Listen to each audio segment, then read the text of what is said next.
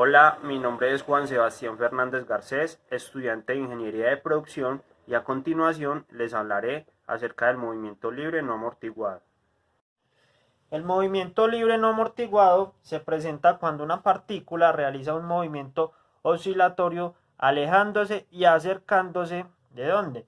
De un punto situado en el centro de su trayectoria. Eso quiere decir que aquí tenemos un soporte, ¿cierto? Donde está un resorte y el cual tiene suspendida una masa, un objeto, una partícula.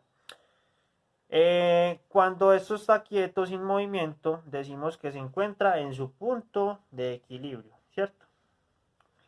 Y vamos a crear una línea para explicar un poco mejor la situación. Entonces, si yo jalo el resorte, ¿cierto? La masa se va a alejar de su punto de equilibrio, es decir, tenemos esta situación.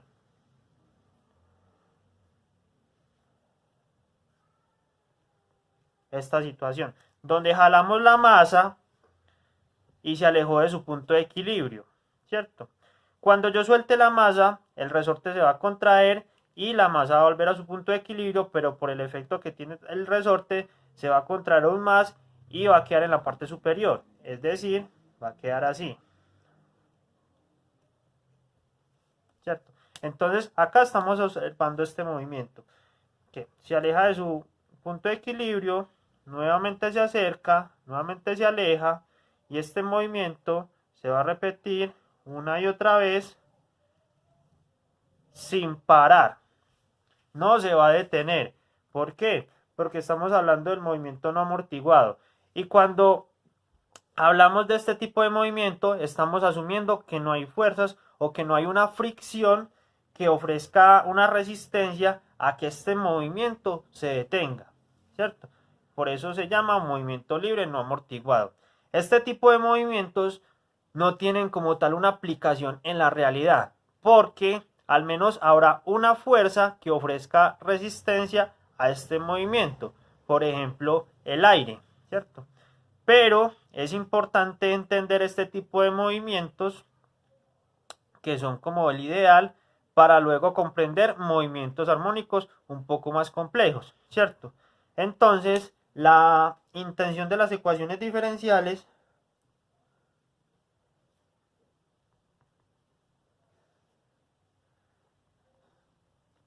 es encontrar una expresión xt donde x es el desplazamiento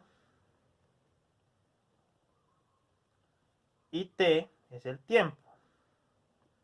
Es decir, una ecuación que me indique la posición del objeto en un tiempo determinado, ¿cierto? Esta ecuación está definida como x doble prima más omega al cuadrado por x es igual a 0. Esta es la ecuación de un movimiento libre no amortiguado. Hay que tener en cuenta que esta es una ecuación diferencial de orden 2 con coeficientes constantes.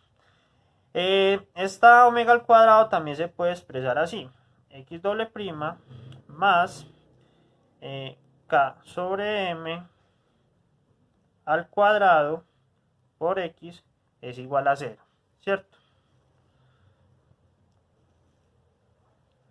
A continuación vamos a realizar un ejercicio de forma aplicativa al movimiento libre no amortiguado, utilizando la ecuación ya definida. Entonces, este es el ejercicio en donde vamos a aplicar el movimiento libre no amortiguado, ¿cierto? Entonces, tenemos una masa de 5 libras que se suspende en un resorte estirándolo en 3 medios de pulgada a partir de su longitud original. Luego se estira 6 pulgadas y se suelta. Encontrar la posición de la masa en todo tiempo, determina el periodo y la frecuencia del movimiento. Entonces, como dato inicial, debemos de determinar las pulgadas en pies y las libras en sloop. Entonces, primero armemos el esquema del problema para entenderlo un poco mejor, y y luego convertimos estas unidades. Entonces tenemos acá el soporte, acá el resorte, ¿cierto? Entonces nos dicen que se suspende una masa de 5 libras y lo estira 3/2 de pulgada. Entonces, acá está la masa de 5 libras y se estira 3/2 de pulgadas, pero 3/2 de pulgada es lo mismo que tener 1/8 de pie, ¿cierto? Entonces acá tenemos que se estiró 1/8 de pie.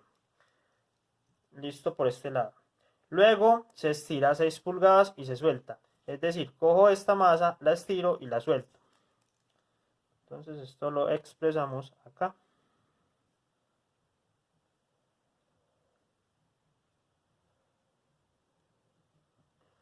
Entonces, a partir de acá, de su posición de equilibrio, se estiran 6 pulgadas. Pero 6 pulgadas es lo mismo que tener 1/2 de pie. Entonces aquí se estiró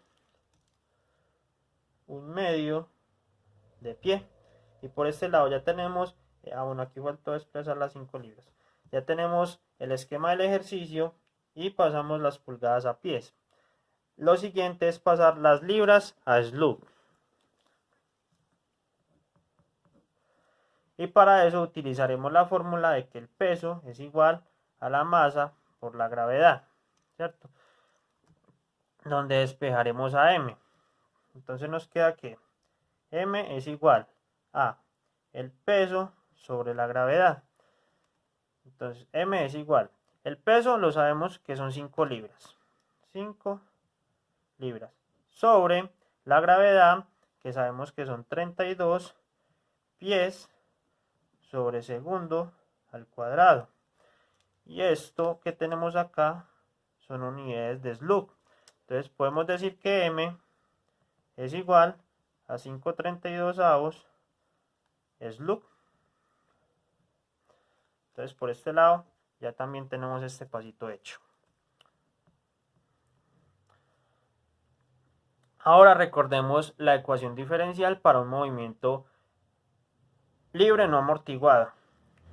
Entonces la ecuación diferencial para un movimiento libre no amortiguado es x doble prima más omega al cuadrado por x igual a 0, que también lo podemos escribir como k sobre m al cuadrado por x es igual a 0. Entonces, de esta parte de acá ya tenemos a m, que es esta de acá. Nos falta hallar acá. Para eso utilizamos la ley de Hooke,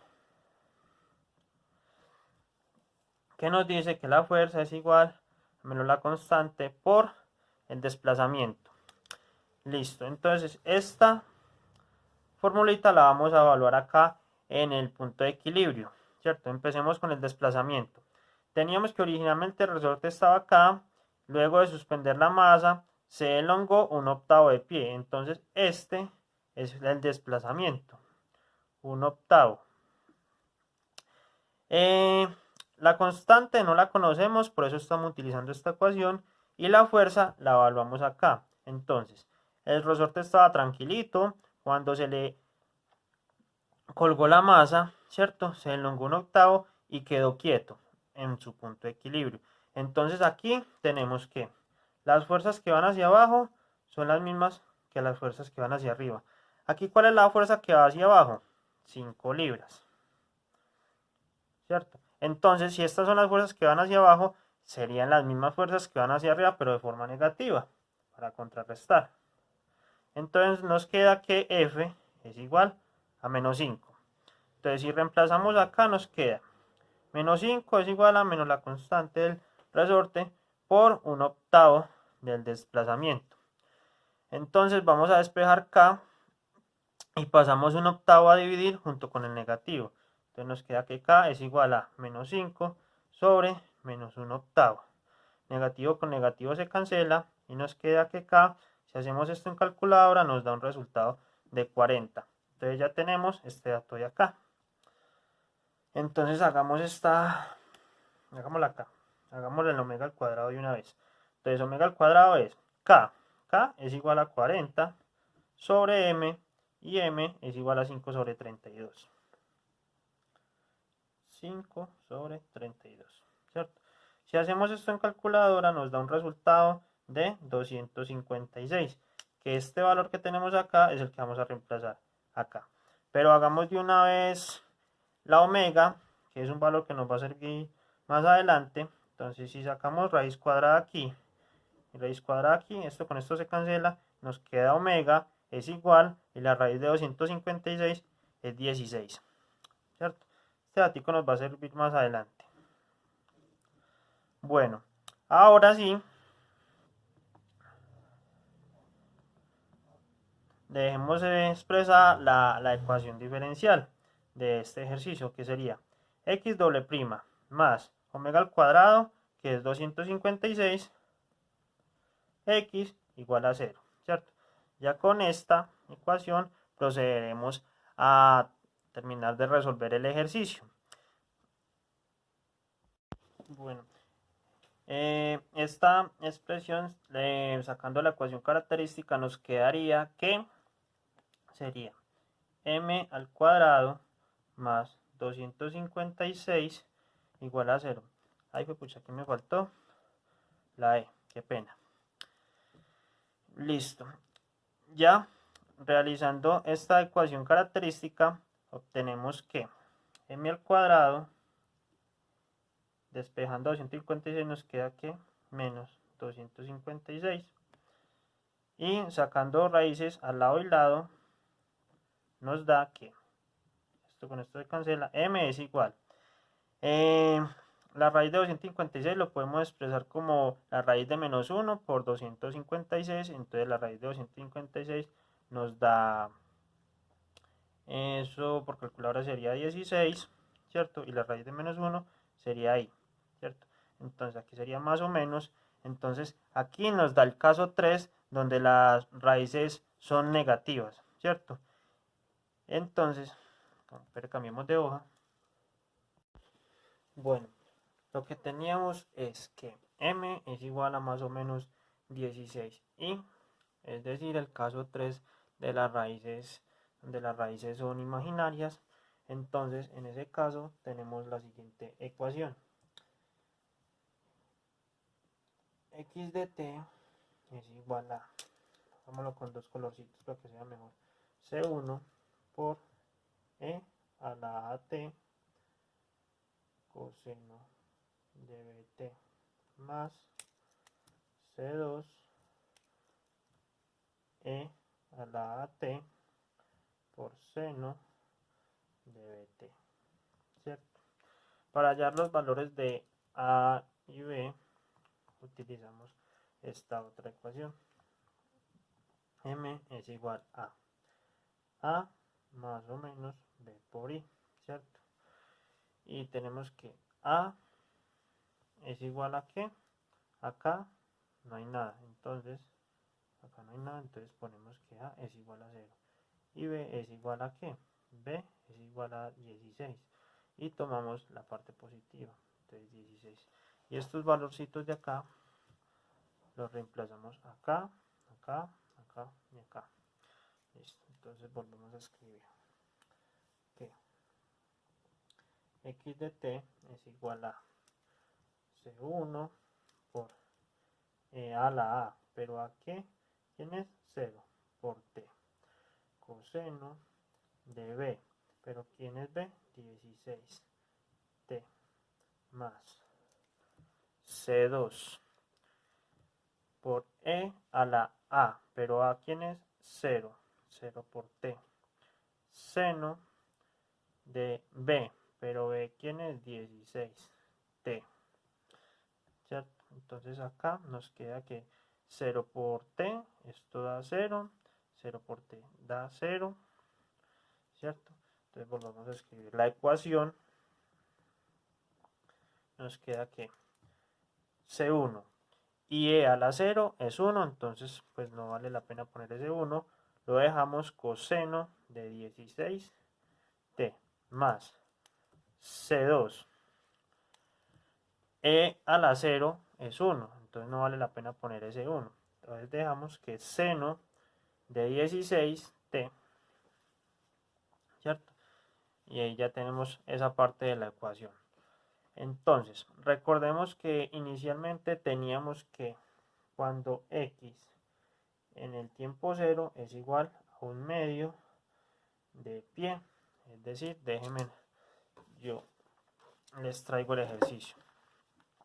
Acá teníamos que en el punto de equilibrio estaba pues la masa de 5 libras, de 5 libras, y la estiramos, ¿cierto?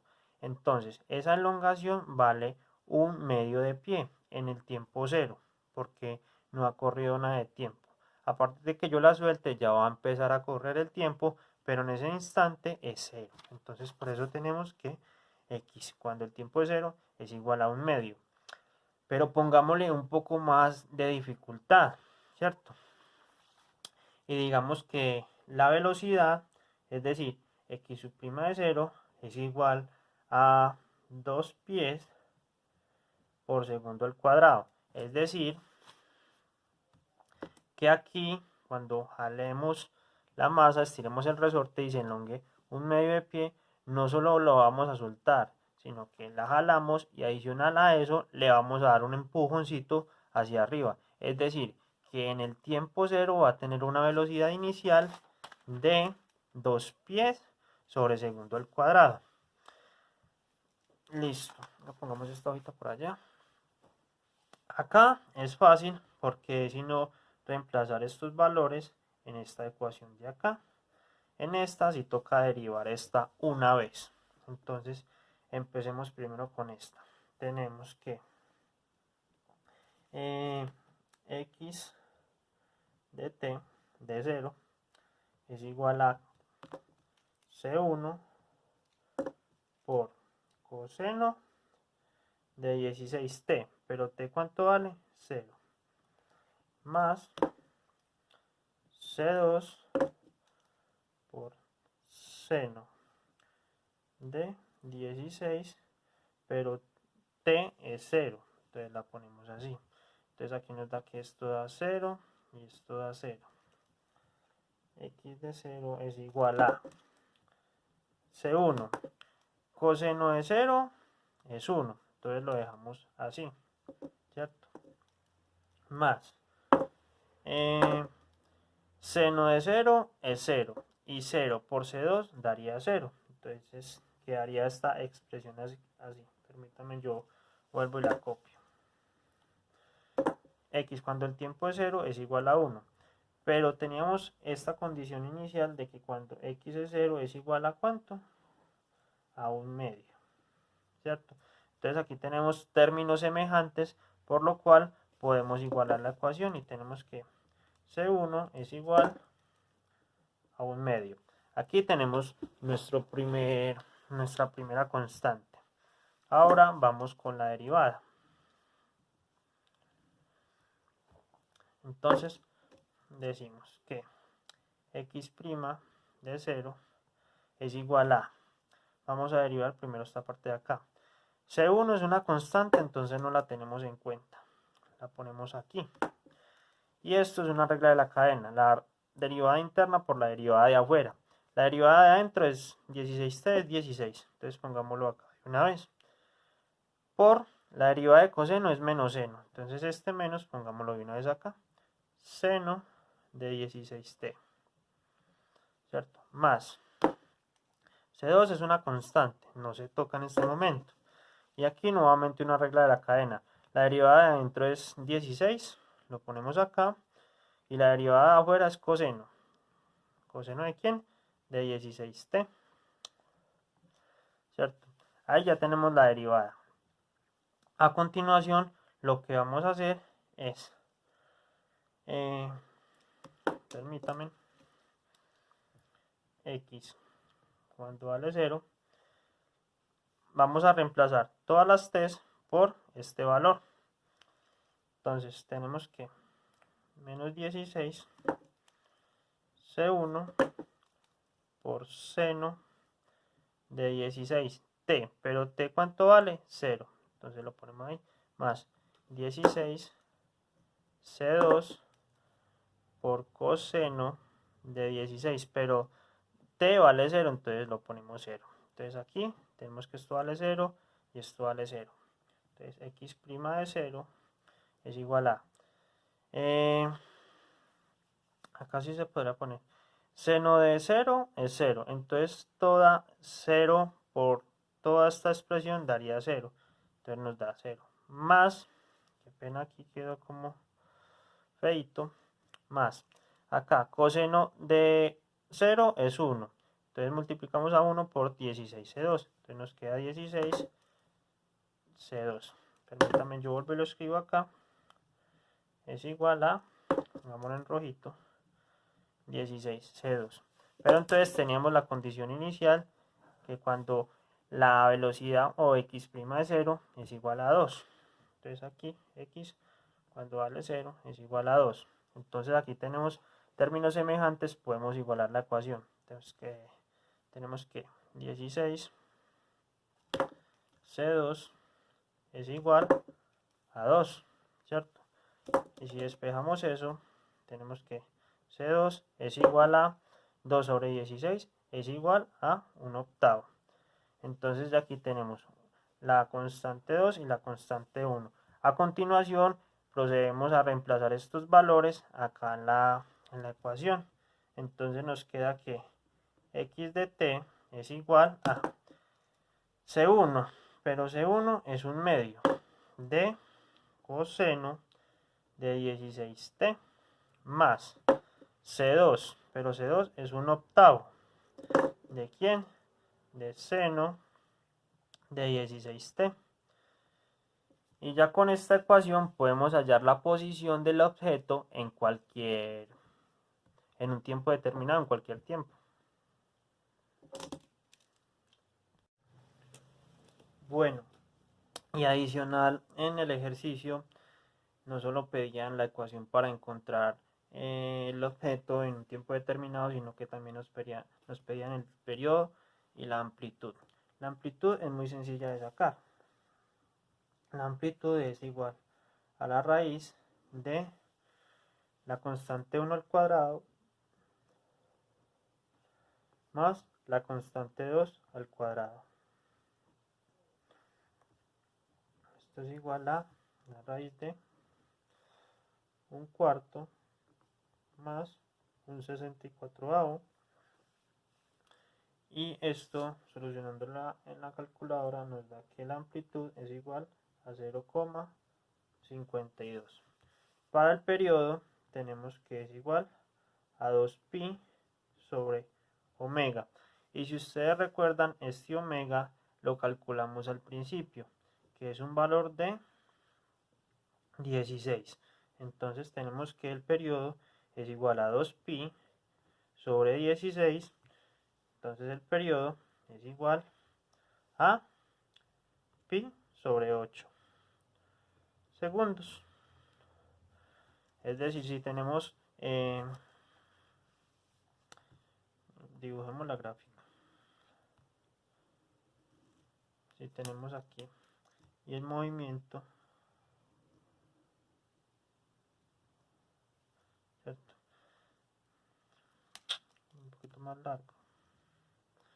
Entonces, si el movimiento empieza acá, todo este tiempo, todo esto sería el periodo, ¿cierto? Que demoraría pi 8 segundos. Es decir, todo el tiempo en que se demora el resorte en hacer un ciclo completo. Y la amplitud sería desde acá hasta acá. Pongámosle acá el nombre, periodo. Y aquí la amplitud,